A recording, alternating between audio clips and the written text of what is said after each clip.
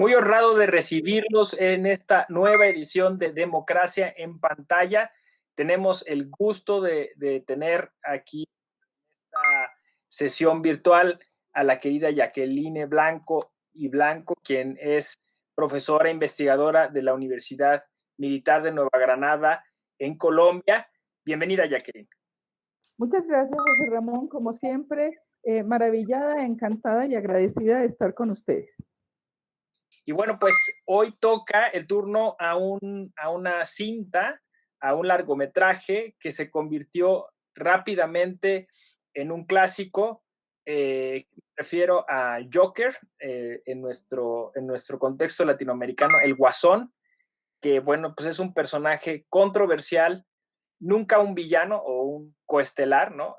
Un coprotagonista, como es el caso de Joker, se volvió tan importante dentro de una narrativa, porque claro, no se trata solo de esta película aislada, sino de todo un universo ligado pues, a esta villanía tan peculiar y este antagonismo que tiene con Batman. Y bueno, esta película que nos cautivó a todos, ¿verdad, Jacqueline? Sí, claro, y es que el Guasón o el Joker es una imagen, es una imagen de muchos latinoamericanos y en esa ciudad gótica que nos muestra es la identidad de muchas ciudades también latinoamericanas. Yo creo que por eso nos llegó tanto, nos pegó tanto, más por la afición que podemos sentir por Batman, por la identidad que podemos sentir con lo que la película muestra. Sí, creo que ese fue un gran atino, ¿no? Del director, incluso al grado de que hubo sectores sobre todo en Estados Unidos, ¿no? De la opinión pública que consideró que era una especie de apología del crimen, ¿no? Y que exaltaba estas cuestiones que tenían que ver con la posible, pues, nacer de la resistencia civil, o sea, se le ligó a muchas cosas, incluso se intentó bloquear y prohibir en algunos cines, sobre todo además porque, bueno, en Estados Unidos tienen este problema de armas y pensaban que pues esto iba a dar lugar a una revuelta, como en el caso de la película de Nolan, ¿no? Donde efectivamente hubo una masacre a partir de la visión de Batman. Pero bueno, como dices tú, esto nos conectó a los latinoamericanos porque vemos una ciudad gótica más cercana a nuestros estados, ¿no? O sea, decir, una crisis de los derechos sociales, un político que es un empresario, que curioso, ¿no? Un empresario que se hace político y busca hacerse alcalde de la ciudad. Vemos a un Thomas Wayne distinto a los de la otra narrativa, y aquí parece el villano, ¿no? Y el Guasón en algunos momentos toma como un cierto tipo de liderazgo muy peculiar, que es lo que no le gustó quizá a algunos, ¿no? Sí, yo creo que la cinta ha humanizado, la cinta se humanizó, mejor dicho. Y lo que antes veíamos como unas figuras en principio caricatura, pues en mi época cuando era niña y veíamos los super amigos y ya teníamos toda la imagen de lo que era la ciudad gótica, caótica por demás, pero en esta película la hemos visto humanizada, aterrizada. Entonces sentimos efectivamente ese político que se hace muy similar a nuestros políticos, pero también sentimos el Guasón como una víctima de todo lo que está sucediendo a causa de un mal manejo en la ciudad y un mal manejo político.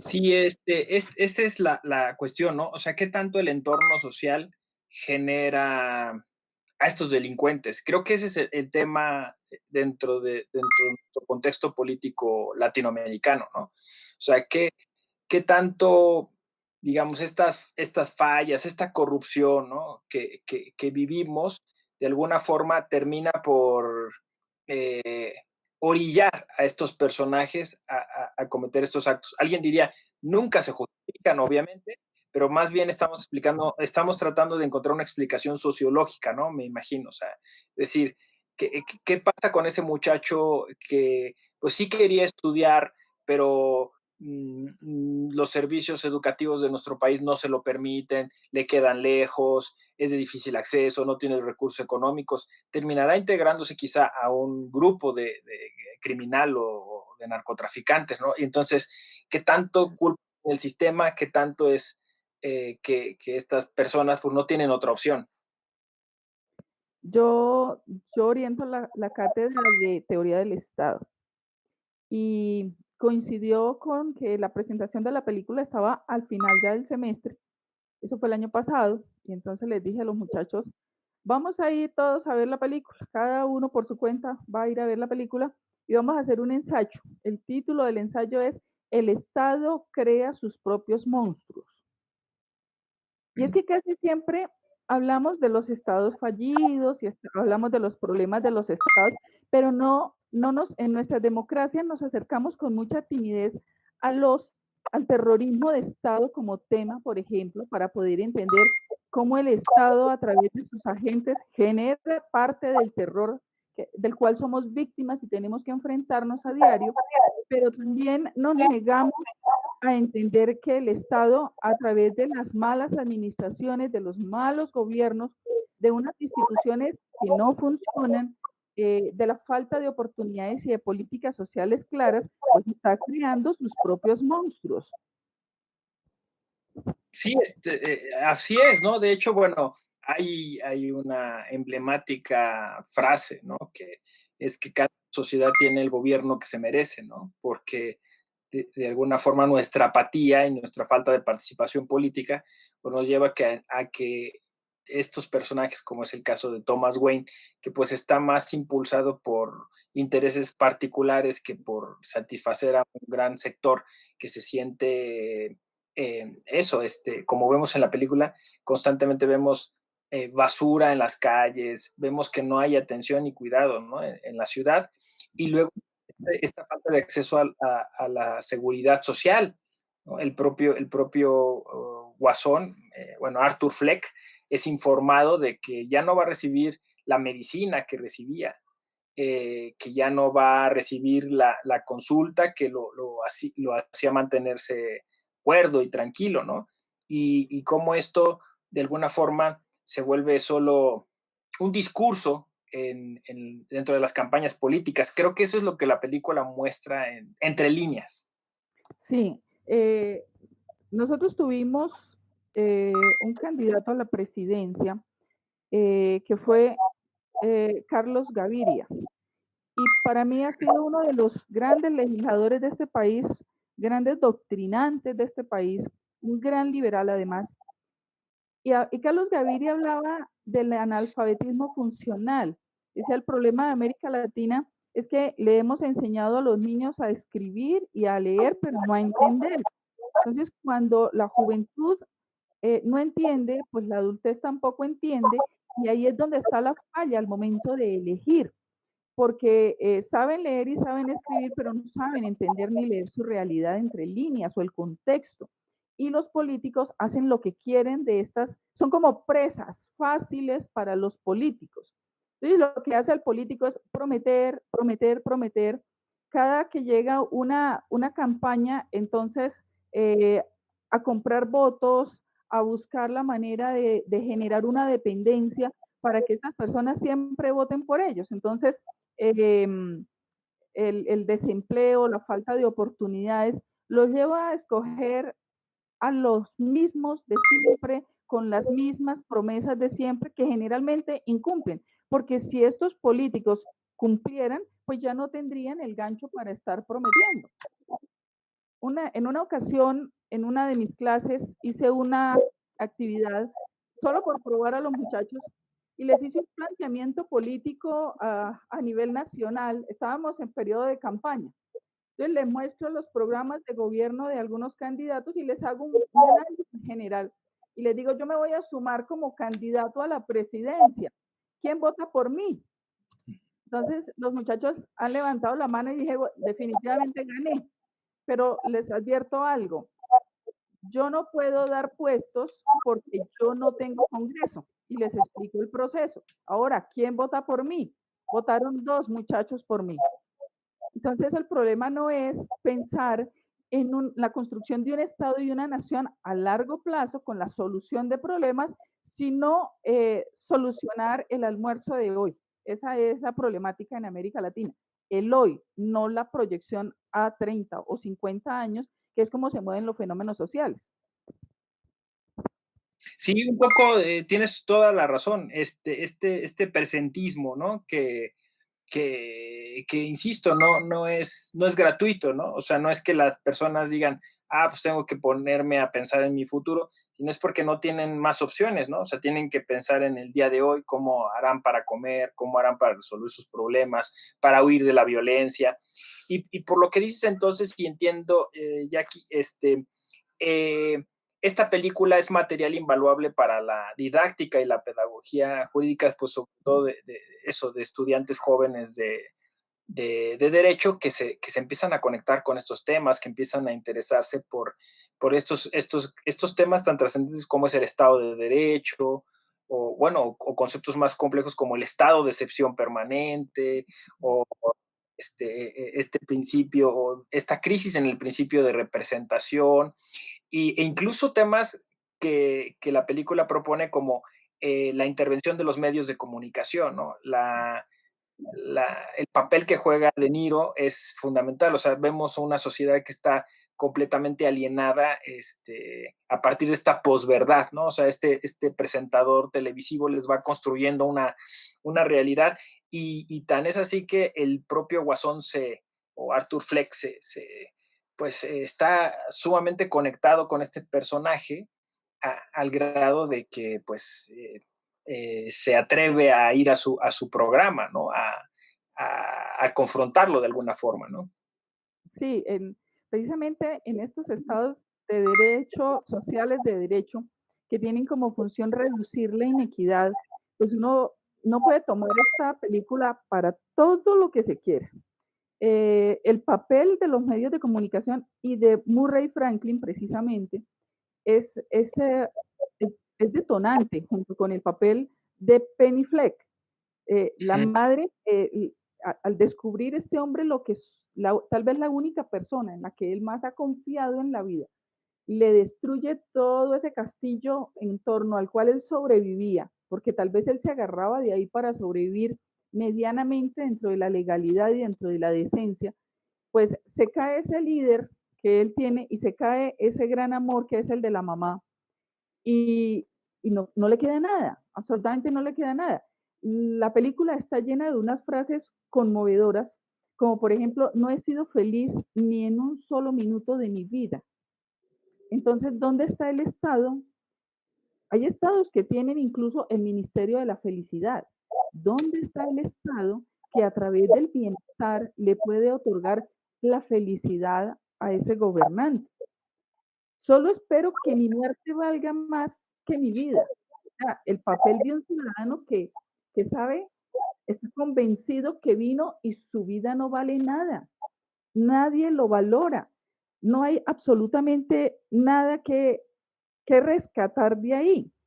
El papel de la policía, eso que usted menciona ahorita con el tema de la salud, y también él tiene una frase interesantísima y dice, el sistema de salud es teórico, eh, no me soluciona el problema, usted siempre me pregunta lo mismo, le dice a la señora.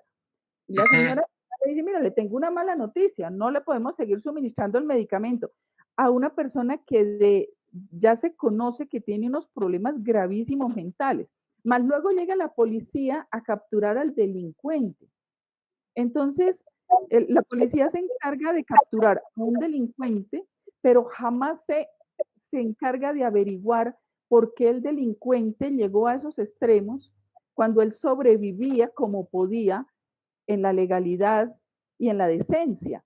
Entonces, yo creo que algo que se revela mucho en la película es que no vemos el proceso social y la responsabilidad del Estado y de la sociedad en esa formación de este tipo de personas que se convierten en unos delincuentes, pues no solamente en Ciudad Gótica, en México, en Colombia, en todos los países del mundo tenemos delincuentes que diríamos, ¿de dónde puede salir tanta maldad?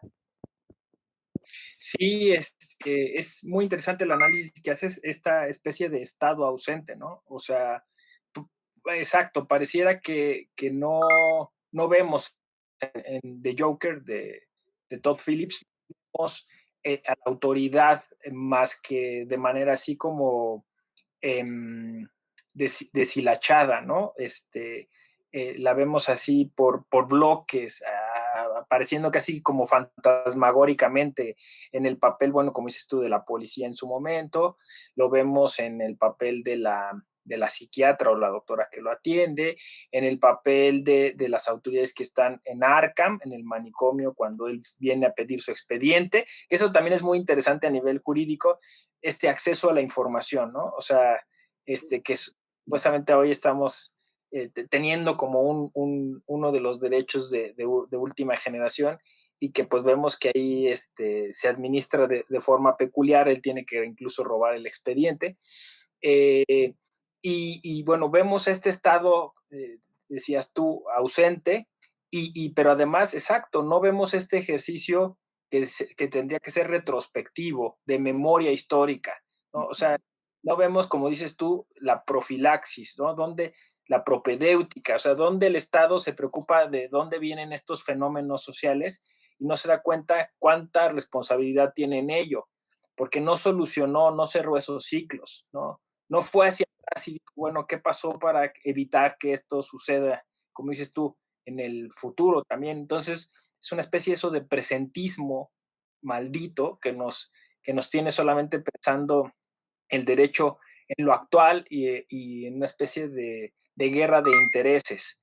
Y no vemos hacia atrás esa memoria histórica, no vemos a futuro cómo se pueda solucionar. Y pues el único modo que yo encuentro un poco es la educación cívica, la ética, tú hablabas de la decencia, ¿no? O sea, es decir, eh, quizá hay un pequeño esbozo de eso cuando salen a las calles estos manifestantes, poco hartos del discurso y un poco empujados por Arthur Fleck y su acto, eh, su acto homicida, ¿no? En un programa de televisión y cómo lo nombran su líder, su rey, ¿no?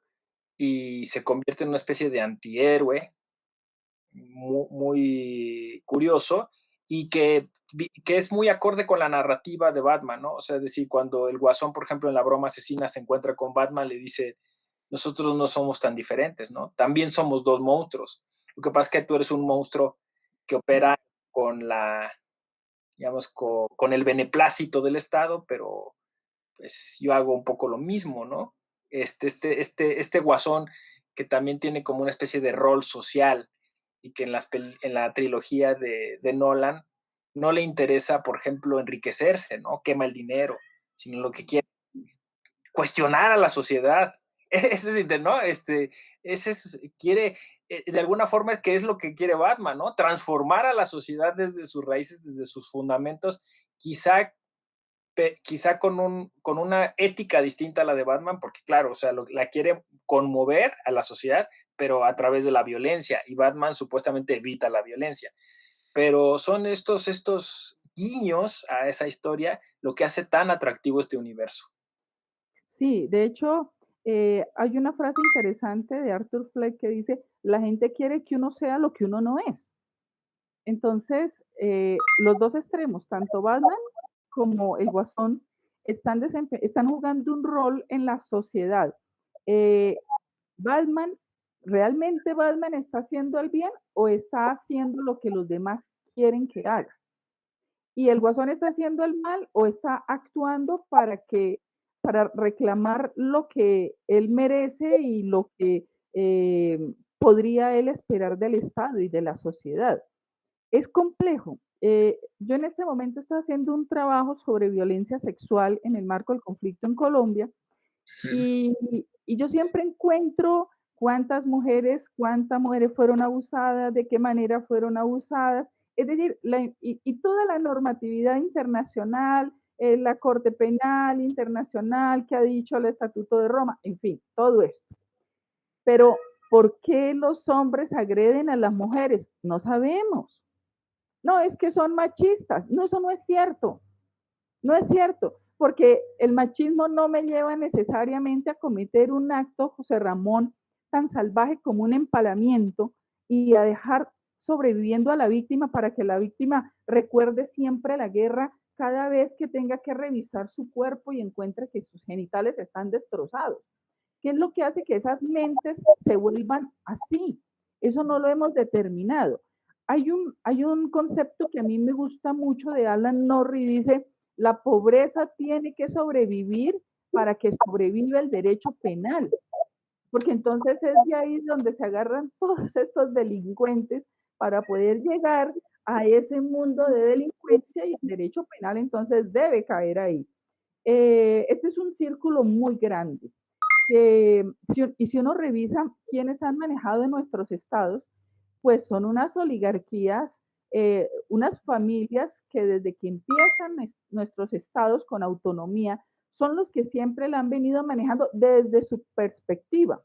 Los demás, que somos mayoría, hemos sido pacientes frente a ese tema. Yo conservo la esperanza de que el pueblo algún día se eduque, y creo que en este tiempo de pandemia hemos visto la necesidad de la educación y la falta de estímulo a la ciencia, a la tecnología y a la educación, porque no hay ni siquiera suficientes manos para poder producir, manos y mentes para poder producir una vacuna, suficientes laboratorios, suficientes bases químicas, instrumentales, lo que sea. Y lo que vemos es que nuestros gobernantes siempre nos han quitado la posibilidad de pensar, de analizar, de comprender este entorno. Y cuando nos muestran la realidad con esta pedagogía tan grande como lo representa esta película, pues yo creo que esto tiene que calarle a toda América y es ahí donde tenemos que empezar a pensar cuándo vamos a cambiar, pero no a través de un líder como el que está mencionando, porque en efecto llama la atención que el pueblo tiene una sed de liderazgo que se acogen a un loco, que se acogen a un asesino. Yo miraba un poco la democracia latinoamericana y el caso de Chile es muy particular, Ramón. En el caso de Chile, eh, se turnaron 4 veces los mismos presidentes. Piñera, Bachelet, Piñera, Bachelet, Piñera, Bachelet, Piñera. Entonces, han tenido los últimos 4 periodos los mismos presidentes. Y luego reviso el caso colombiano y digo, nosotros llevamos lo que llevamos de república, que son 200 años el año entrante, con la hegemonía del bipartidismo. No ha existido un solo presidente en Colombia que no sea ni liberal ni sea conservador. Esos son nuestros líderes. Mientras los líderes nuestros no pasen de caudillos, pues yo creo que no vamos a poder proyectar un Estado a largo plazo. Sí, qué interesante esto que dices, porque si me hiciste pensar bastante. Efectivamente, pareciera que nos encontramos frente a una especie de historia prosopográfica donde las mismas familias siempre están en el poder solo rotándose, cambiando de color, ¿no? Saltando de un partido a otro.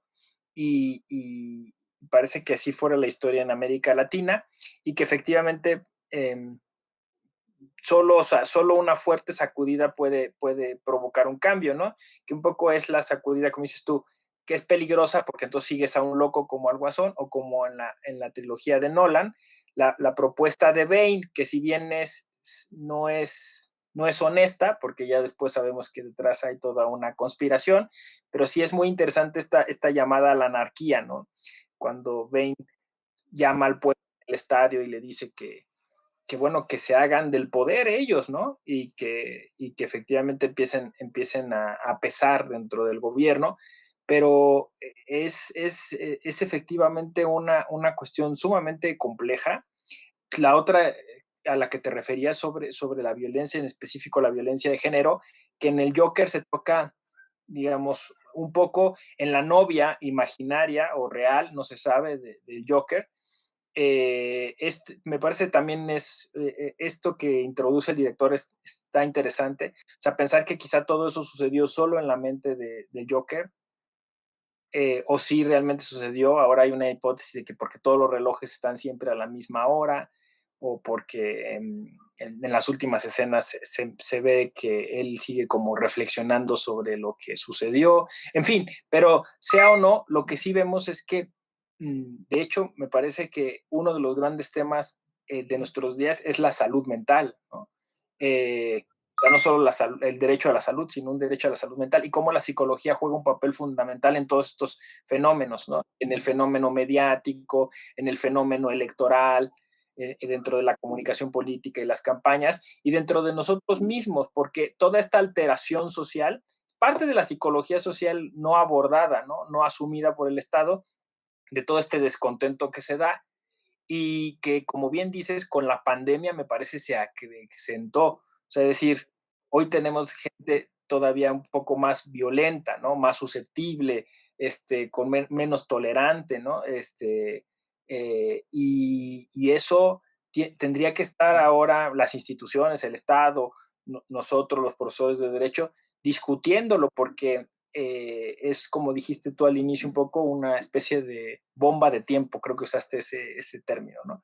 Es una bomba de tiempo y desgraciadamente es capital político, o sea, es decir, quien lo sabe administrar, pues es los famosos populismos, ¿no? Era este discurso de odio y echa mano de esa ira contenida, de esta desesperación que tenemos y quizá no es el mejor entorno, contexto que podemos tener. Sí, yo en alguna ocasión que pude hablar con una persona que ideológicamente me parecía muy interesante en la política, yo le decía, Colombia ya no necesita más programas de planificación familiar ni de no consumo de drogas. Estamos llenos de eso. No prende la televisión, no consumas drogas, no planifica, ¿no? En el colegio, en la familia, en la casa. Colombia necesita un plan severo de salud mental. Si prendemos la televisión, tantos muertos, tantas masacres, tantas mujeres secuestradas, tantos niños violados, tantos animalitos maltratados sexualmente. No, esto es terrible. El bombardeo de los medios de comunicación a nuestra salud mental nos tiene locos. Entonces, yo creo que ya podemos declarar en Colombia que nosotros necesitamos unos planes urgentes de salud mental, porque si no vamos a tener, y de hecho ya tenemos, muchos guasón, los tenemos.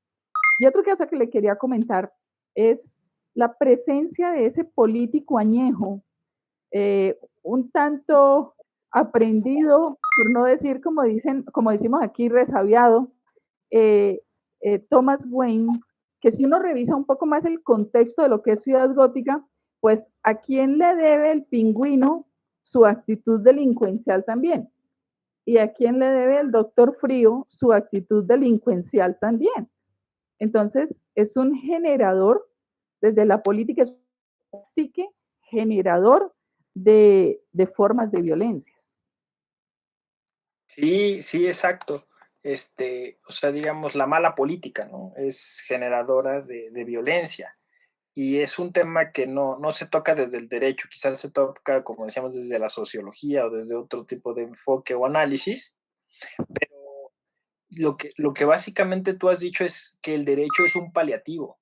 O sea, cuando dijiste esto del derecho penal, cuando dices esto del derecho político, el derecho electoral, o sea, en realidad no, o de los derechos sociales, la idea esta es un poco kafkiana, ¿no? O sea, no es materializar derechos, no es hacer que la gente sea feliz, no, parece que el asunto del Estado contemporáneo es simplemente como administrar esta esperanza, esta violencia, este miedo y mantenernos con la expectativa, pero no generarnos ese bienestar. O sea, se constituye como una especie de paliativo y es terrible que el derecho penal, pues efectivamente sea un contexto nada más como de administración de esta criminalidad, ¿no? No es un planteamiento de, como decías tú, propedéutico para solucionar los problemas, nada más es como para mantener los contenidos o a raya, no sé. Un paliativo, el derecho es un paliativo, lo diría yo.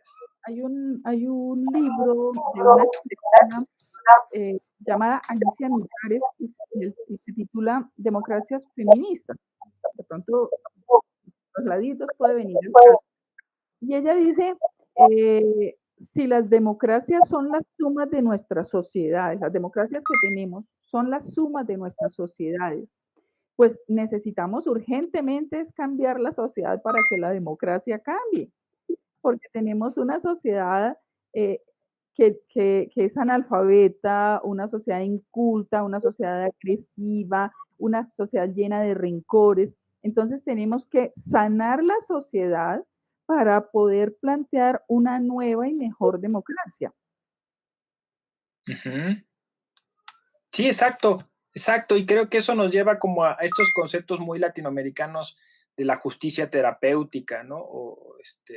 O sea, de apostar hacia una cultura de la paz, aunque entiendo en Colombia se ha desvirtuado un poco, pero me parece una buena iniciativa. O sea, plantear las cosas no desde la violencia que la propia ley genera, ¿no? O sea, acata la norma, obedece el derecho, sino más bien ponte de acuerdo, logra el diálogo, trata de mediar.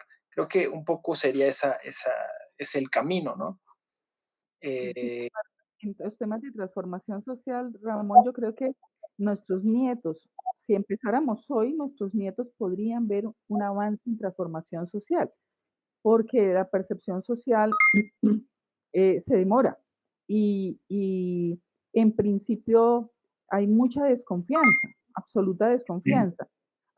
Aquí hay una discusión enorme con relación a la justicia transicional, pero bueno, ¿y cómo lo hizo Ruanda? ¿Y cómo lo hizo Yugoslavia? Tiene que ser así, el Congo, tiene que ser así porque yo no puedo llegar a decirle a esa persona que le ha causado tanto mal a la sociedad, si usted se entrega, yo lo mato, lo descuartizo, le doy cárcel a la vida, también enterrar sus 3 próximas generaciones. Eso es lo que la sociedad quisiera. La sociedad quisiera que cayera todo el peso de la justicia sobre esa persona, pero si a esa persona se le dice eso, jamás va a cesar la violencia.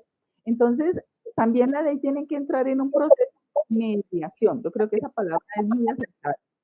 De mediación en la que tengamos que aguantarnos un poco ese gran dolor sufrido para poder construir con el tiempo una posible paz. Y, y es que el derecho está hecho por unas personas que tienen una forma de ver la vida muy distinta. Si uno ve, por ejemplo, los blancos están haciendo el derecho para los indígenas, eso no tiene sentido. Entonces, lo que los indígenas puedan tener en su vida cultural para el blanco pasa a ser algo salvaje. Nada más ayer tenemos aquí una minga de indígenas que viene del suroccidente de Colombia, que son aproximadamente 5.000 indígenas, que le están diciendo al gobierno nos están matando. Y ellos vienen a eso, no nos maten.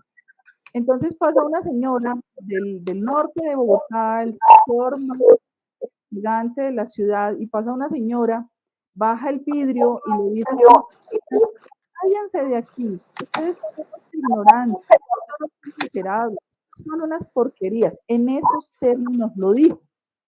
Entonces, si son esas perspectivas, racistas, digamos. total, y si son esas perspectivas las que están construyendo el futuro de estas comunidades, pues el derecho está construido por unos para que otros obedezcan, pero no es un proceso de concertación para que